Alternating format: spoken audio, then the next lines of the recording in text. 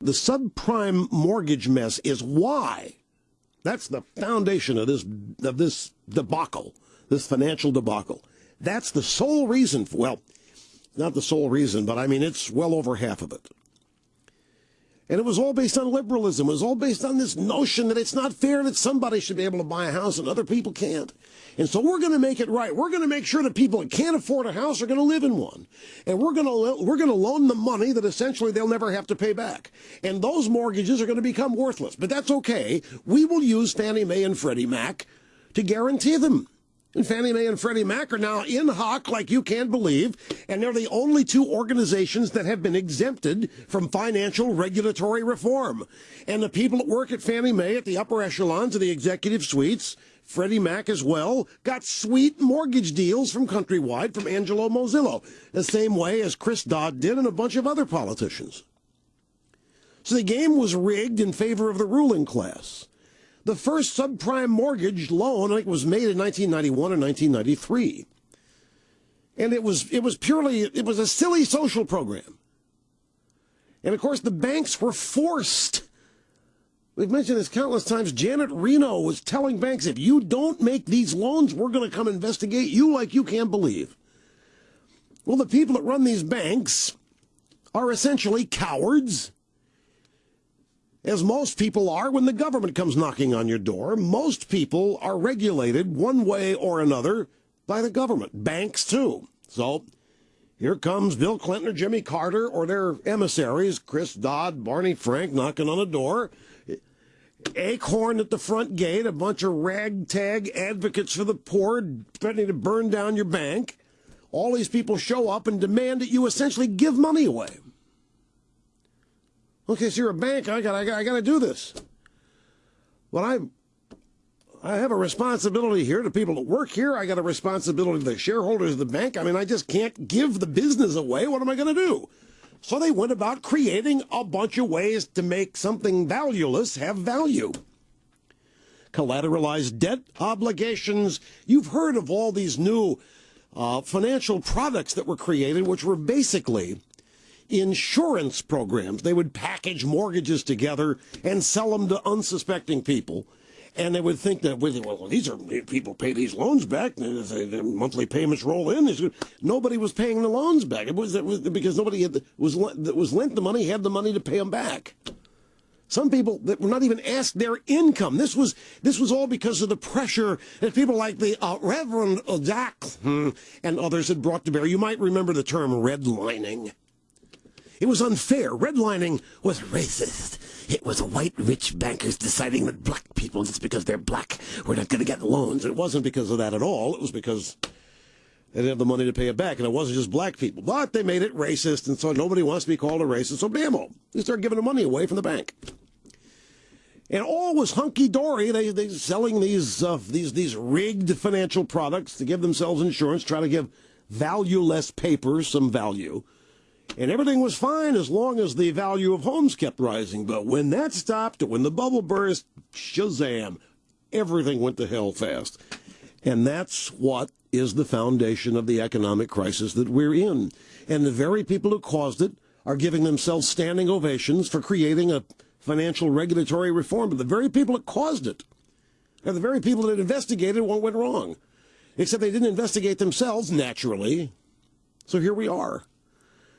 So my rant yesterday was not about people who are still paying the mortgage or who are barely able to pay the mortgage. I was not talking about people who took out a loan and never intended to pay it back. I was talking about politicians yesterday. And Obama, when he talks about this, he talks about the very people I'm talking about as having been tricked by bankers into taking mortgages that the bankers knew they'd never be able to pay back. Because, folks, there's nothing free. And at some point, I don't care what kind of insurance policies these bank and financial people write themselves, if you are in a house for which you can't make a payment, at some point you're not going to be in that house. Somebody's going to pay for it. And if it isn't you, somebody who is paying for it is either going to own it and kick you out or live in it themselves. Pure and simple.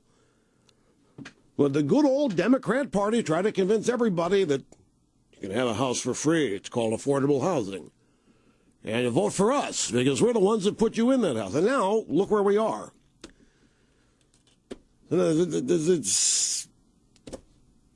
Look at market forces and say markets are unfair, markets are prejudiced, markets are biased, and they're not.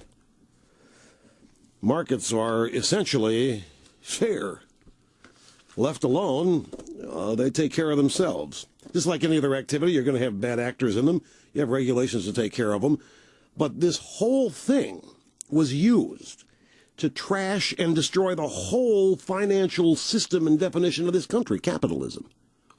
It was almost as though this was done on purpose. See, capitalism doesn't work. See, it leaves out the people at the bottom. It hurts the people at the bottom. Capitalism has no compassion, doesn't care about people.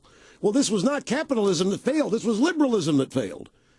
Pure, unadulterated central planning socialism that failed. The subprime mortgage crisis was not capitalism. And yet capitalism is what's being tarred and feathered. Left alone, markets are more fair and more blind than justice is. But people just can't leave them alone. So Michelle, I wasn't talking about you and your husband and so forth. I was talking about people who had no business being lent the money in the first place. Sorry, you misunderstood. We'll be right back. Don't go away. Rush Limbaugh, bringing America the truth on the EIB network.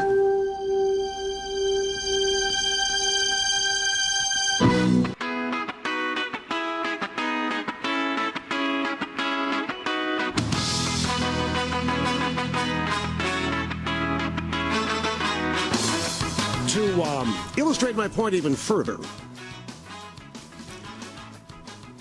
subprime mortgages accounted for about 9% of all mortgage originations from 1996 through 2004. But that 9% became 21% from 2004 to 2006. 21% of all mortgages were subprime. 21% of all mortgages were essentially money given away to people because they were loans made to people that everybody knew going in would never pay them back. And that 21% of the mortgage market being subprime equaled about $600 billion in 2006, which was, at the time, 1/5 of the U.S. home loan market. And just to prove it, there is no winning with some people. Here's Obama. He says, the people like the couple I met in Las Vegas are tricked into buying a house they couldn't afford and are at risk of facing a foreclosure. But it's just an out-and-out lie. They weren't tricked. They were pawns. It was the banks who were forced into making loans to people. And even after all of that, the NAACP turned around and sued 12 mortgage lenders for tricking blacks into subprime loans. And there was no trickery going on. That was March 13th of 2009. The NAACP says bank giants steered blacks to bad loans. I mean, this was such... You want to talk about a conspiracy? This is exactly what it was. It was a giant conspiracy, and all of these instrumental or elementary parts of the left were in on the game from the get-go. Follow the money.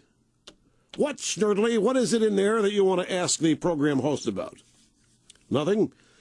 Fine and dandy. To the phones we go. This is Bob in Lordstown, Ohio. Bob, you're first. It's great to have you on the Rush Limbaugh program. Hello. Brother Limbaugh, mega dittos. I'm sitting on the front porch smoking a Hoya de Monterey Excalibur natural wrapper, of course. Way to go, sir. Way to go.